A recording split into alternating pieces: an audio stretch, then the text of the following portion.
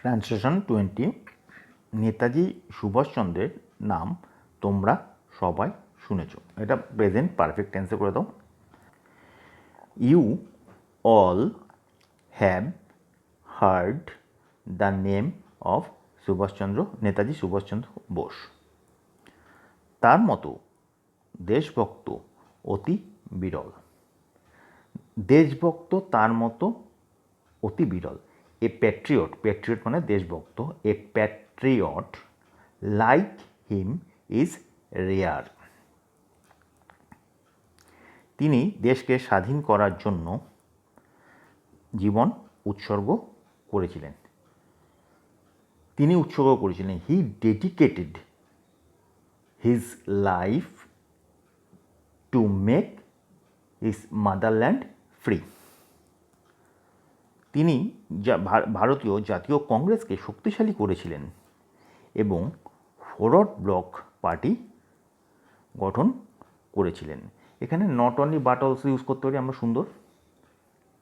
He not only strengthened, STRENGHTHENED, strengthened the Indian National Congress, but also formed FORMED, formed forward block। তাহলে কি বললাম?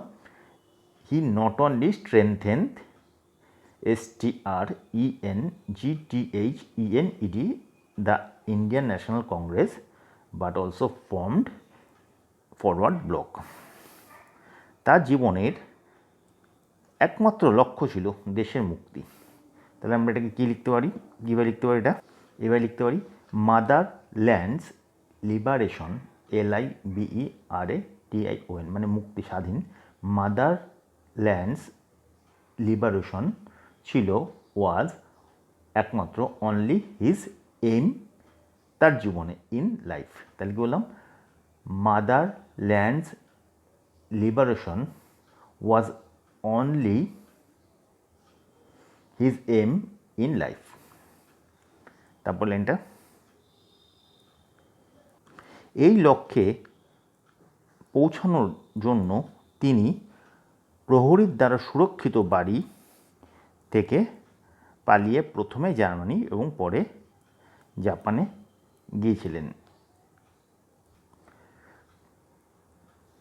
Two achieve this গোল, মানে এই লক্ষ্য পূরণে, to achieve this goal, CGOL, he escaped, মানে পালিয়ে যাওয়া, escaped his well guarded house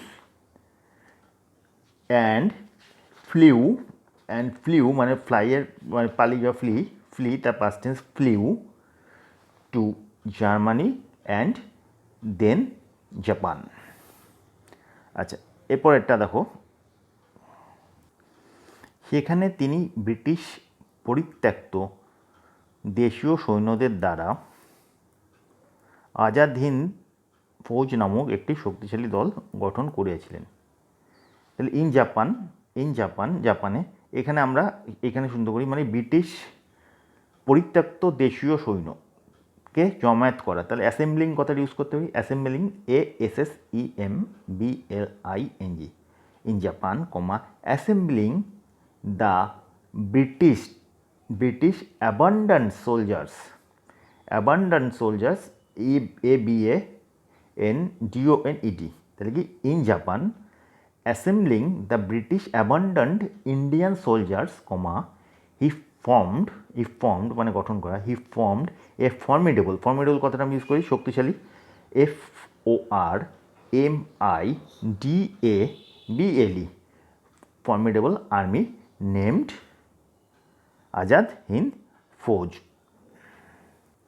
শেষ লাইন, তিনি গত বিশ্বযুদ্ধে মণিপুর পর্যন্ত অগ্রসর হয়েছিলেন।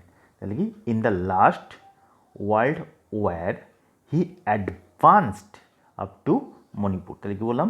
In the last world war he advanced up to Manipur. Translation 21।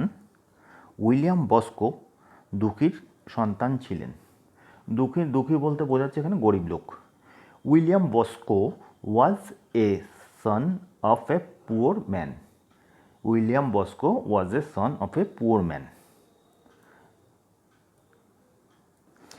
তার পিতা কৃষি কার্য করে অতি কষ্টে দিনপাত করতেন। এটাকে আমি দুভাবে লিখতে পারি, সুন্দর করে একটা লিখেছি, মানে যেহেতু তার বাবা কৃষক ছিলেন সেই জন্য তিনি জীবন অনেক কষ্ট সহ্য করতেন তার জীবনযাপন করার জন্য।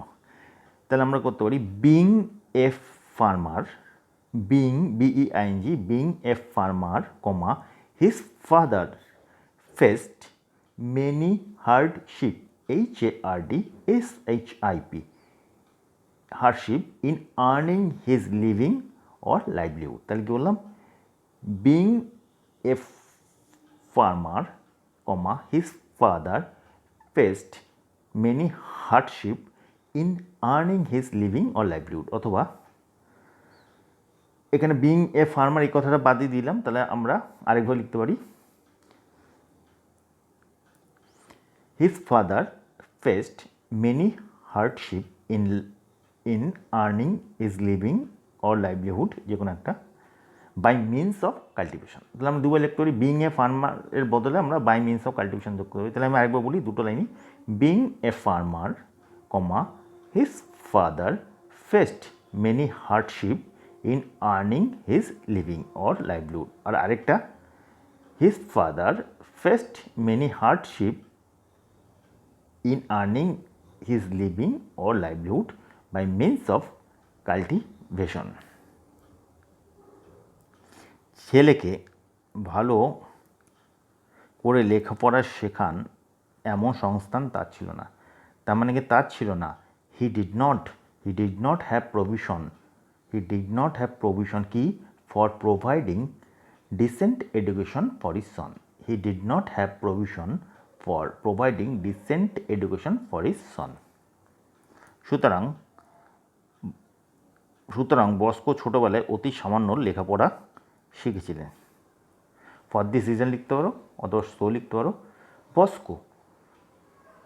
বস্কো লার্নড মিয়ার রুডিমেন্টস অফ এডুকেশন। আচ্ছা, রুডিমেন্টস অফ এডুকেশন মানে হচ্ছে একদম প্রাথমিক জ্ঞান, তাহলে মিয়ার মানে শুধুমাত্র প্রাথমিক জ্ঞান, তাহলে কি সো বস্কো লার্নড মিয়ার MERE রুডিমেন্টস RUDIMENTS রুডিমেন্টস অফ এডুকেশন। তার পিতার আলুর চাষ ছিল, তার মানে এটা লিখতে পারি his father use to grow potatoes. কী বললাম, his father use to grow potatoes. তিনি একা চাষের সমস্ত কাজ করতে পারতেন না, এই জন্য তিনি বস্কোকে 12 বছর বয়সের সময় পাঠশালা ছাড়িয়ে চাষের কাজে নিযুক্ত করলেন।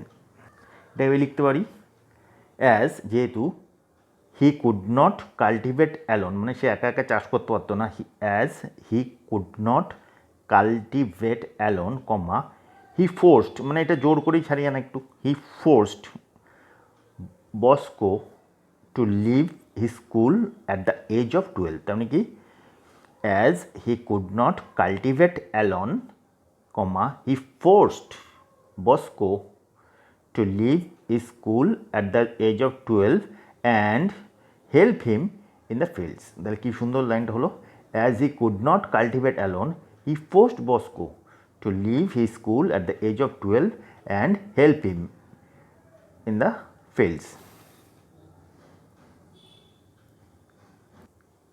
তিনি পিতার সঙ্গে চাষের কাজ করতেন এবং আলু প্রস্তুত হলে আলু ঝুড়ি মাথায় করে বাজারে নিয়ে বিক্রি করে আসতেন। তাহলে এই লাইনটাকে আমরা কীভাবে লিখতে পারি, আচ্ছা, he cultivated with his father and when the potato was fully grown, কথা লিখতে পারো মানে পটেটো প্রস্তুত, he cultivated with his father and when the potatoes were fully grown, তারপরে তিনি কী করতেন, এই লাইনটা, হি পুট দেম, সে রাখতেন, he put them in a basket and carried it মানে মাথায় বহন করে নিয়ে যাওয়া, on is head to the market, এই জন্য টু সেল।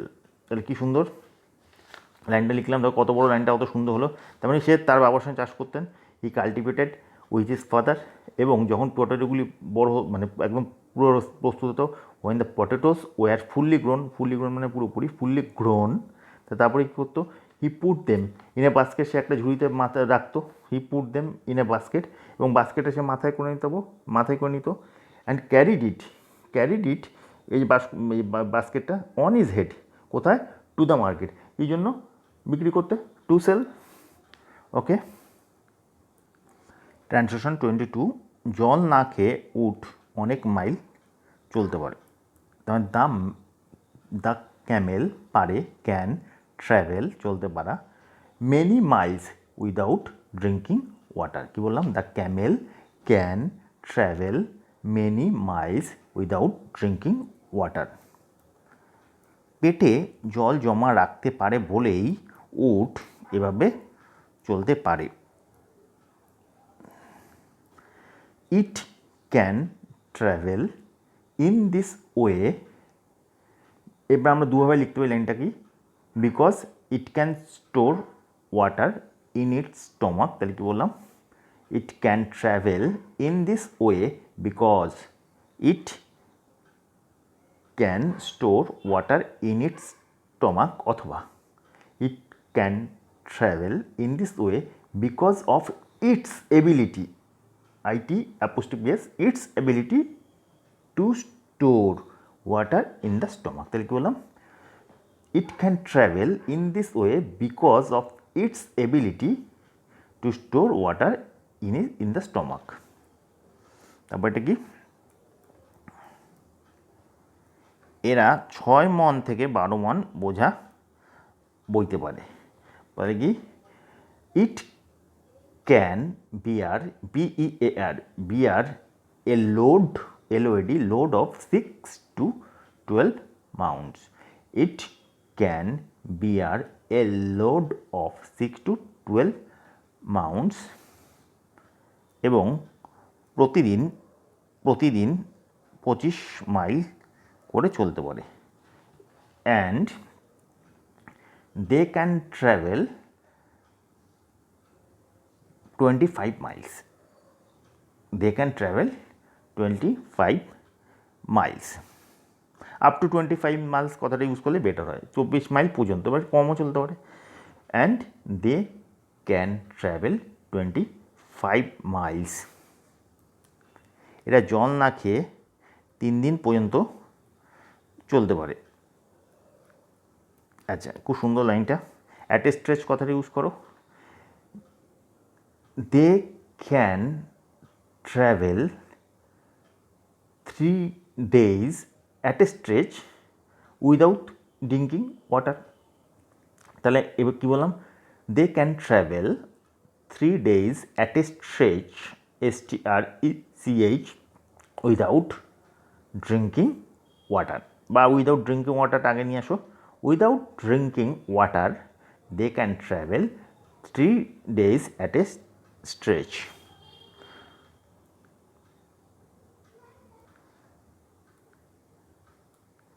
সময় সময় মরুভূমিতে প্রবল ঝড় হয়, at times a strong wind blows in the desert.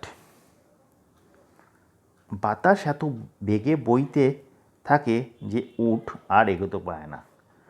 The storm is so severe that camel cannot advance any more। তখন ঝড় শেষ না হওয়া পর্যন্ত মাটিতে মানে বালিতে শুয়ে থাকে। অ্যাট দ্যাট টাইম দে লাই, আচ্ছা ইট আমরা ইউজ করছি, তাহলে ইট কথাটা ইউজ করো, দে কথাটা আমরা না করি, ইট কথা সিঙ্গুলার একটা ক্যামেল দিয়ে বুঝাচ্ছি। At that time it lies করে দাও, তাহলে সিঙ্গুলারে আছে, যেহেতু lies on the ground till the storm cease. আচ্ছা স্ট্রম দ্য সিজেস কথাটা ইউজ করো, সিঙ্গুলার করছি। আচ্ছা এবার তাহলে আমি একবার লাইনটা একটু বলে দিই সুন্দর করে প্রথম থেকে।